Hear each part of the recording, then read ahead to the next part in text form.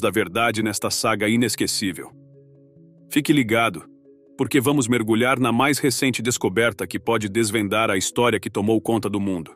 Mas antes de começarmos, deixa eu te apresentar o fone AlphaPod Pro. Muito leve e confortável, ele possui graves profundos e agudos nítidos graças à sua tecnologia Turbo Bass. Com ele você pode escutar 7 horas de música sem precisar recarregá-lo, e é totalmente à prova d'água. Ele também funciona como um power bank para carregar seu celular. Esse fone, sem dúvidas, é a melhor opção para quem procura uma experiência de áudio premium. Peça já o seu na loja Cloud Importados, usando o nosso cupom Realidade10 e ganhe um super desconto. O link está na descrição. Perdido na noite. O desaparecimento do MH370. Nossa história começa nas primeiras horas de uma manhã fria de março, no ano de 2014. Tudo começou exatamente à 00:41, na madrugada do dia 8 de março. Havia um grande avião se preparando para decolar. O voo 370 da Malaysian Airlines. Ele estava com tudo pronto para partir do Aeroporto Internacional de Kuala Lumpur, em direção a Pequim, na China, onde pousaria no Aeroporto Internacional da capital. A viagem não deveria demorar muito. Seria um pouco mais de 6 horas do início ao fim. O grande avião que eles estavam usando para esta viagem era um Boeing 777-200ER, que não era exatamente novo. Ele já voava há 12 anos e tinha o número de registro 9MMRO. Quem pilotava o avião era o capitão Zahari Ahmad Shah, um piloto de 53 anos muito experiente e habilidoso. O capitão Zahari já pilotava há muito tempo, contabilizando 18.365 horas no ar. Ele conhecia bem essa rota e realmente adorava voar. Sempre compartilhava histórias sobre seus voos e falava sobre o quanto ele amava aviões nas redes sociais. Com ele na cabine estava o primeiro oficial Farik Abdul Hamid, um piloto mais jovem de 27 anos, que tinha uma experiência de 2.763 horas de voo. Este voo em particular foi parte do seu treinamento, uma chance de aprender mais, mas infelizmente acabou sendo o seu último. Havia também 10 comissários a bordo, prontos para garantir que os 227 passageiros, incluindo 5 crianças pequenas, fizessem uma viagem segura e confortável. Embora a maioria dos passageiros fosse da China, o avião era uma pequena comunidade internacional, transportando 38 pessoas da Malásia e outras da Indonésia, Austrália, Índia, França, Estados Unidos, Irã, Ucrânia, Canadá, Nova Zelândia, Países Baixos, Rússia e Taiwan. A grande aeronave acelerou na pista 32R e subiu aos céus, desaparecendo em meio à noite na direção nordeste, onde sobrevoaria o vasto mar do sul da China. Assim que atingiu a altitude de cruzeiro, a 10,67 quilômetros, a tripulação contatou o controle de tráfego aéreo de Kuala Lumpur para dizer que tudo estava indo bem. Não muito tempo depois, quando o avião estava prestes a cruzar para o espaço aéreo vietnamita, o controle de tráfego aéreo na Malásia enviou uma mensagem de despedida padrão, como um boa noite, antes de apagar as luzes. O capitão Zahari respondeu com "Boa noite, Malásia 370", que é a forma usual como os pilotos se despedem quando saem de uma região de controle aéreo e entram em outra. Mas é aqui que começamos a adentrar no desconhecido. Quando o avião entrou no espaço aéreo vietnamita, ele desapareceu do radar. Seu transponder de repente parou de funcionar. Este equipamento é como o documento de identificação de um avião, responsável por enviar todas as informações do estado atual da aeronave para as torres de monitoração no solo. Essa falha fez do avião um fantasma no céu. O controle de tráfego aéreo perdeu qualquer noção de onde ele estava ou o que estava acontecendo a bordo. Foi como se, num piscar de olhos, o avião entrasse em uma sombra, deixando todos confusos e preocupados. Mas a história fica ainda mais estranha e misteriosa. Antes do avião desaparecer, ninguém no avião enviou qualquer tipo de sinal de emergência. Não houve nenhum relato sobre o tempo estar ruim ou ter algo errado com o avião. Então, por volta da 1:30 da manhã, o inesperado aconteceu. Tanto os militares quanto os civis que observavam os radares na Malásia viram o avião novamente, mas algo estava estranho. O avião não estava onde deveria. Ele fez algo realmente surpreendente. Deu meia volta e começou a retornar na direção oposta. Então virou para o sudoeste através da Península Malaia, que é uma grande área com muitas árvores e terra, mas não parou aí. O avião mudou de direção mais uma vez e fez outra curva, desta vez para noroeste, atravessando uma grande região de água chamada Estreito de Malaca. Ninguém tem qualquer ideia de por que o avião fez essas manobras estranhas. Houve algum problema com o avião? Alguém decidiu mudar o curso de propósito? Ou houve outro motivo? Nesse momento confuso, o piloto de outro avião tentou entrar em contato com o voo 370. Ele usou um canal especial de emergência para tentar passar uma mensagem da equipe de controle do espaço aéreo do Vietnã. Eles estavam pedindo à tripulação do voo para entrar em contato com eles. O piloto do outro avião conseguiu estabelecer uma espécie de conexão, mas a conversa que tiveram não foi clara. Em vez de palavras, tudo o que ouviram foram alguns ruídos abafados e chiados, o que tornou tudo ainda mais estranho e assustador. Depois, nas primeiras horas da madrugada, quando geralmente tudo está calmo, algo surpreendente ocorreu. Às 2h22, os militares da Malásia que monitoravam o espaço aéreo perderam o rastro do avião. Isso aconteceu em um local misterioso chamado Mar de Andamão. O radar ficar silencioso de repente foi uma pista assustadora de que algo ruim poderia ter acontecido a bordo. Mas as coisas ficaram ainda mais sinistras às 2h40 da manhã, quando os controladores de tráfego aéreo responsáveis por vigiar os aviões tiveram notícias chocantes. Eles contataram a Malaysia Airlines e precisaram informar a companhia aérea algo que ninguém gostaria de dizer. O voo 370 tinha desaparecido do radar e eles não conseguiam mais detectá-lo. Ao ouvir isto, a Malaysia Airlines ficou realmente preocupada. Eles começaram uma busca frenética para encontrar o avião. A empresa recorreu a todos que pudessem ajudar. Outros controladores de tráfego aéreo, aviões no céu, qualquer pessoa que pudesse saber de algo. Eles estavam desesperados por qualquer pista sobre onde o voo poderia estar.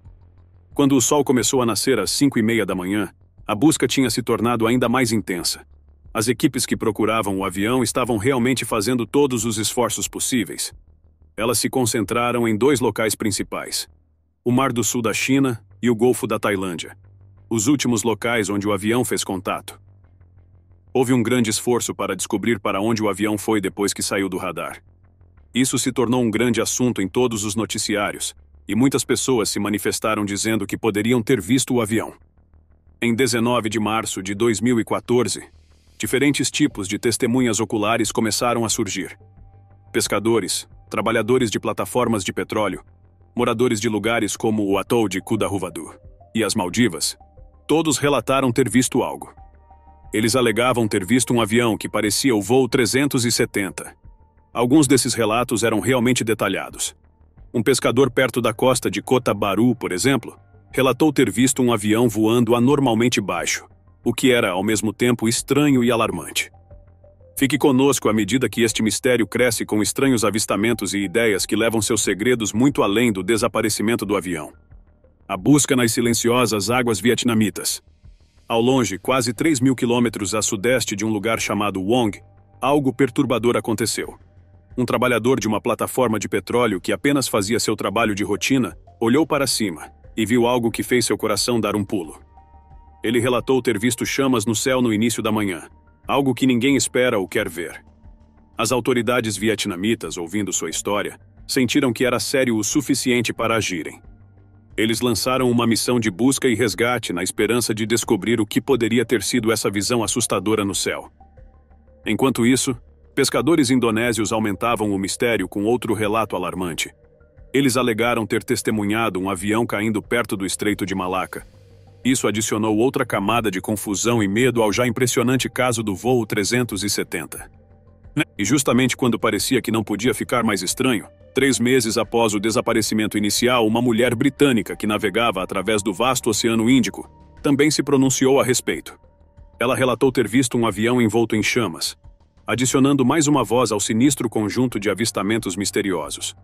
Todos esses relatos variados tornaram o desaparecimento do voo ainda mais intrigante. Embora cada história fosse diferente, todas remeteram a uma mesma cena, um evento bizarro e trágico. As perguntas continuavam se acumulando com poucas respostas à vista. O que realmente aconteceu com o avião e todos a bordo? As buscas continuaram, alimentadas pela esperança e por um desejo implacável de descobrir a verdade por trás de um dos incidentes mais misteriosos da história da aviação. Inicialmente, os esforços de busca se concentraram no Mar do Sul da China. Este era o local mais lógico para começar, já que era onde o avião deveria estar voando. Mas de repente todos foram surpreendidos.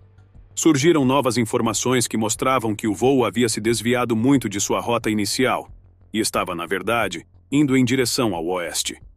Esta revelação mudou todo o curso da investigação. As áreas de busca foram expandidas para incluir novas regiões, como o Estreito de Malaca e as misteriosas profundezas do Mar de Andamão. Mas este foi apenas o começo de um mistério que continuou a se aprofundar e a se tornar mais complexo. Mais tarde, outra pista crucial surgiu: os sinais que o avião desaparecido havia enviado a um satélite. Esses sinais não eram diretos. Eram mais como sussurros enigmáticos vindos do céu, sugerindo que o avião ainda estava no ar horas após ter desaparecido das telas dos radares. Esta informação chocou a todos.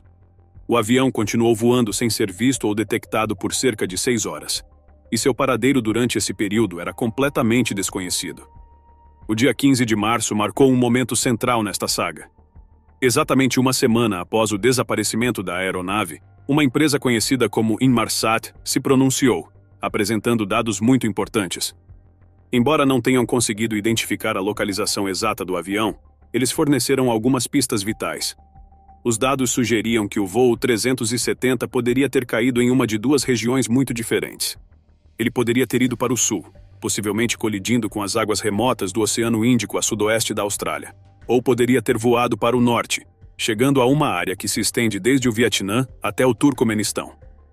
Percebendo que o avião não estava em nenhum dos lugares que haviam inicialmente vasculhado, os coordenadores da busca fizeram uma mudança dramática em sua abordagem.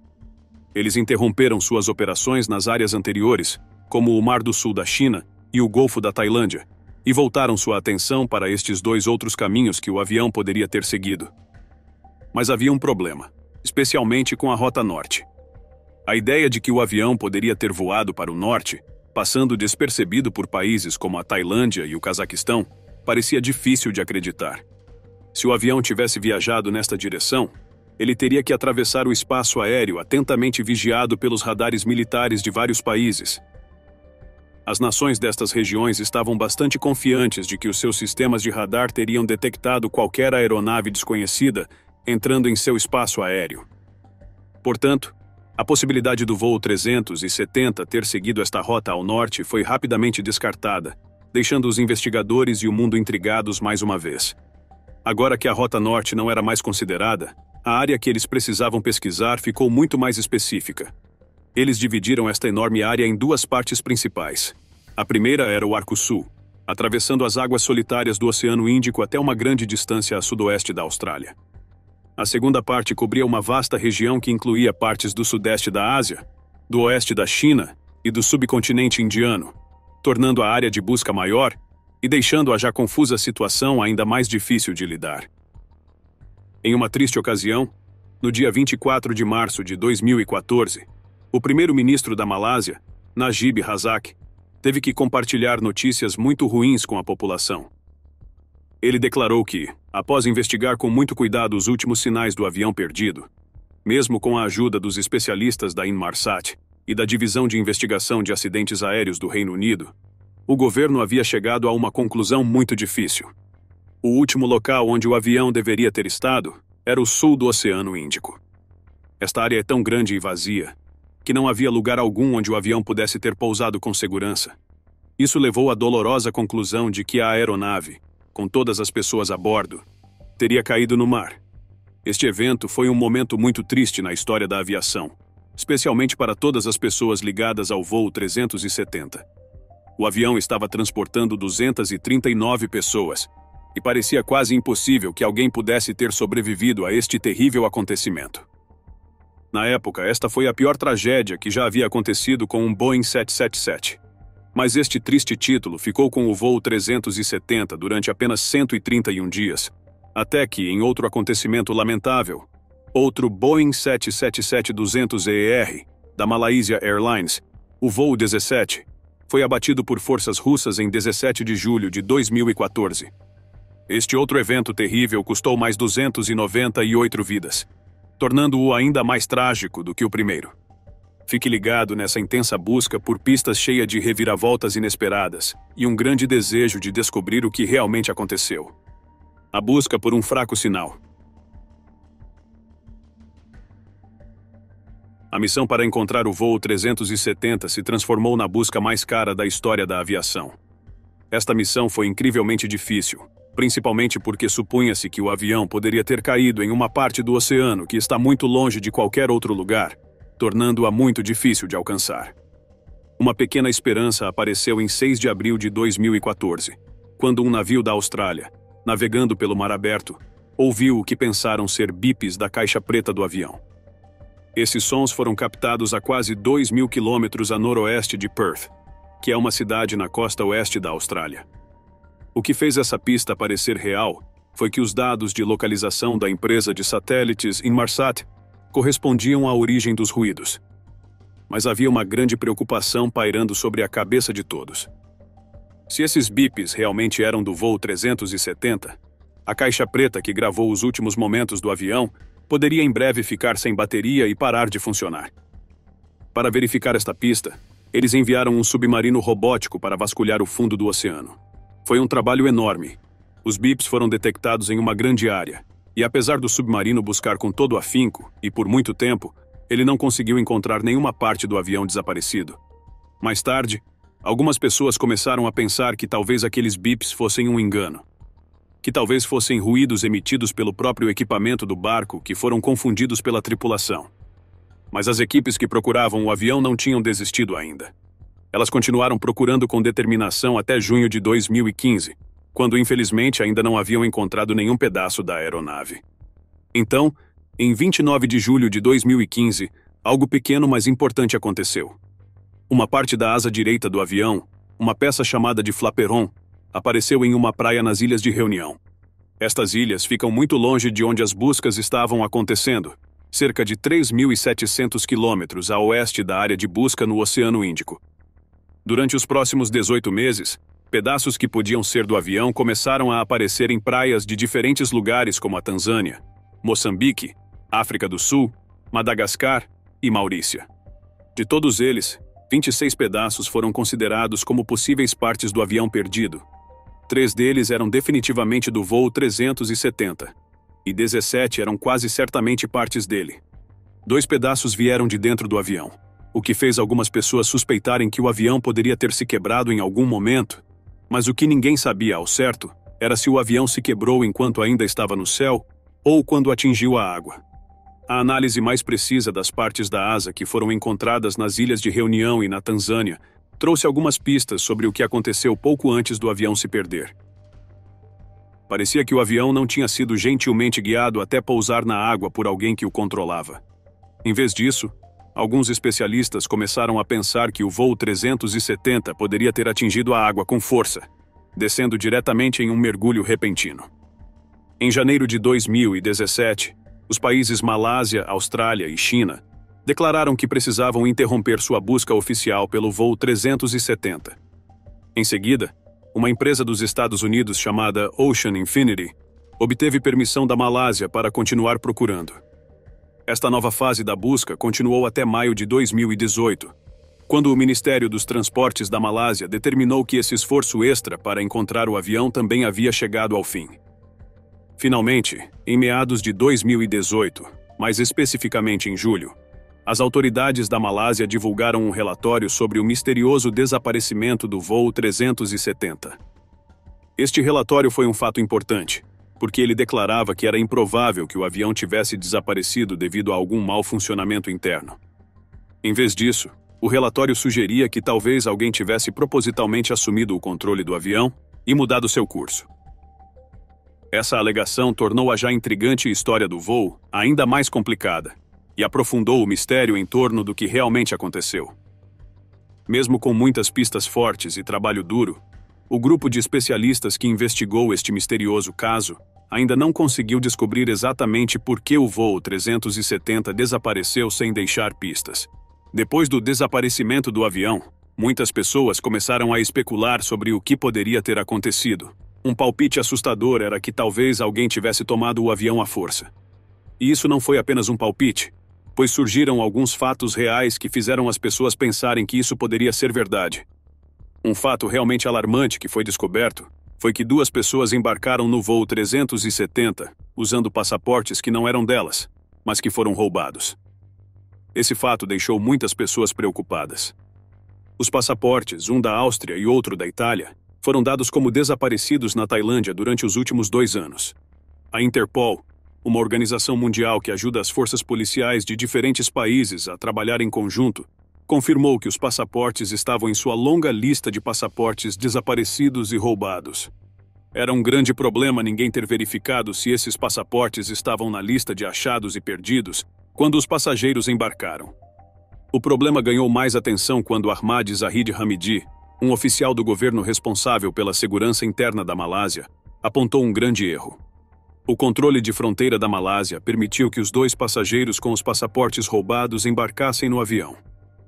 Essas 2 pessoas compraram passagens que eram apenas de ida através da companhia aérea China Southern Airlines.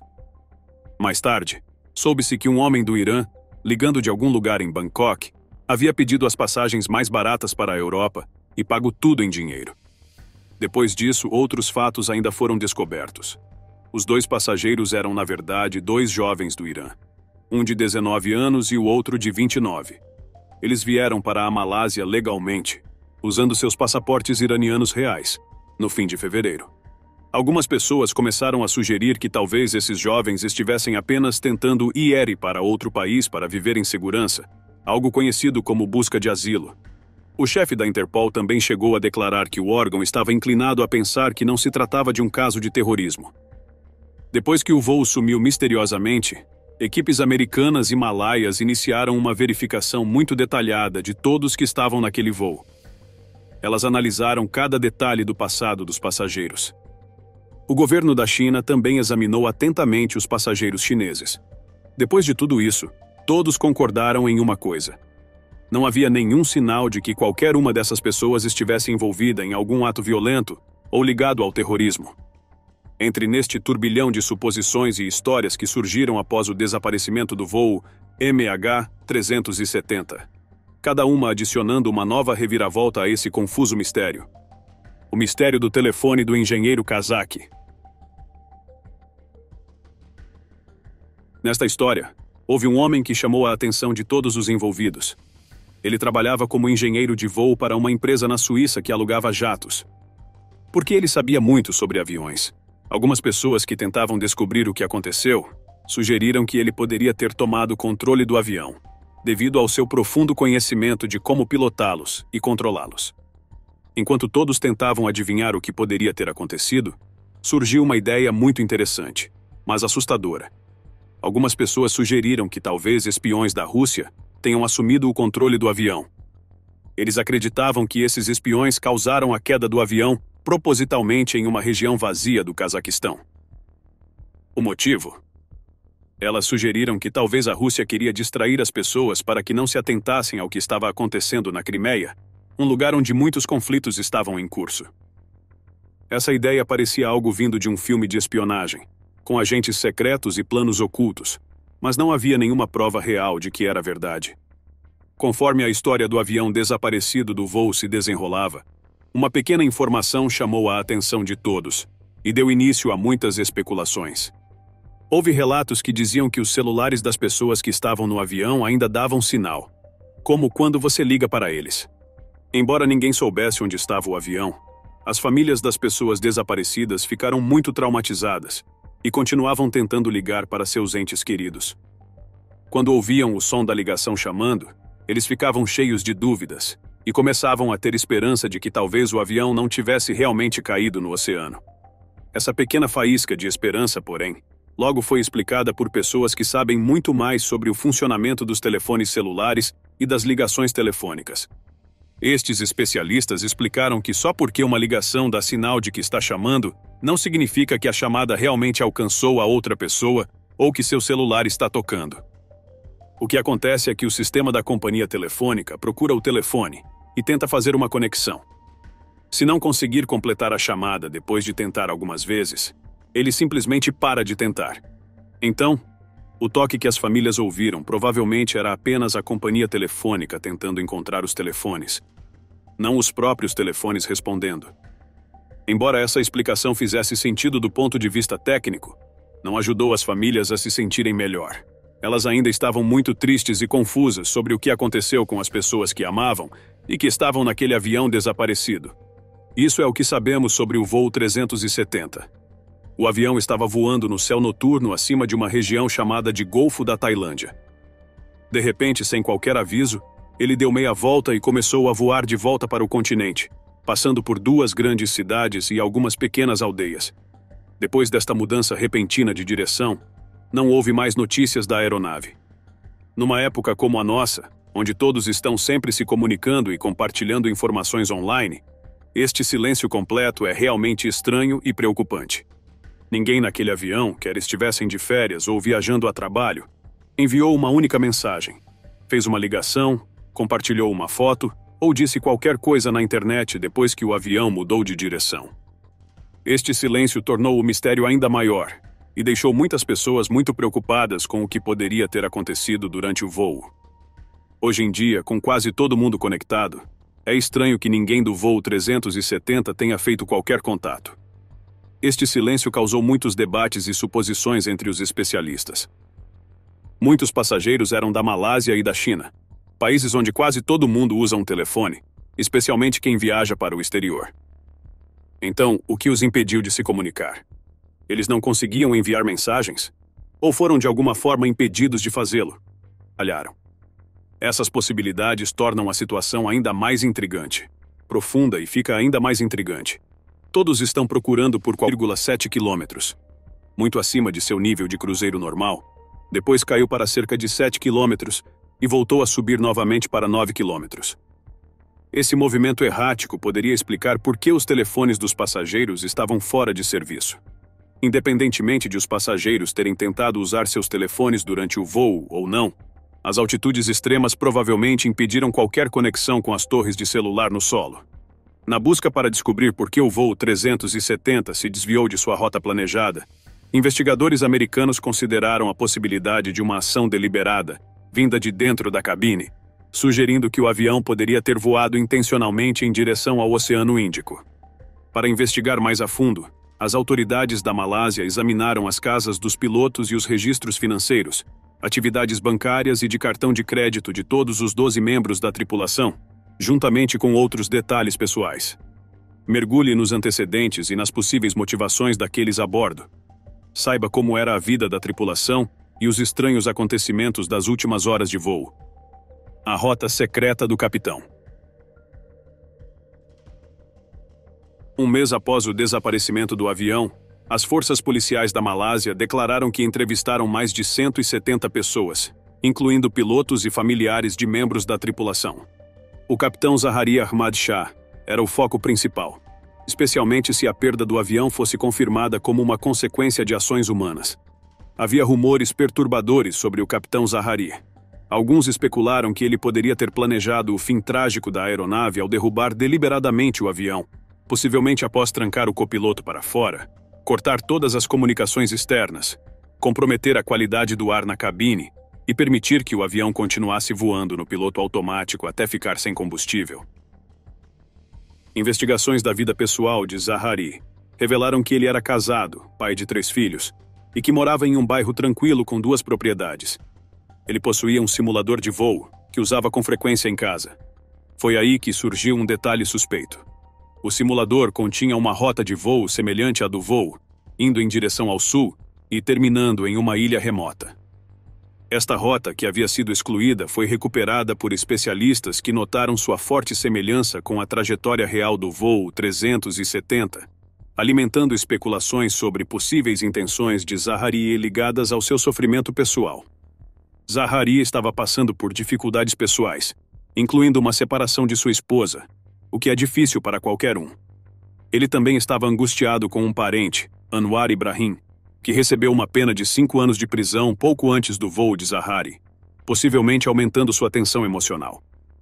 No entanto, a esposa de Zaharie refutou essas suposições, sendo apoiada por amigos e familiares que acreditavam que ele era muito dedicado à sua família e carreira para prejudicar os outros desta forma. Enquanto o inquérito prosseguia, a polícia de Kuala Lumpur colaborou com o FBI para analisar minuciosamente o simulador de voo de Zaharie. Apesar da investigação, nenhuma evidência foi encontrada que implicasse Zaharie no planejamento de qualquer ato relacionado ao voo.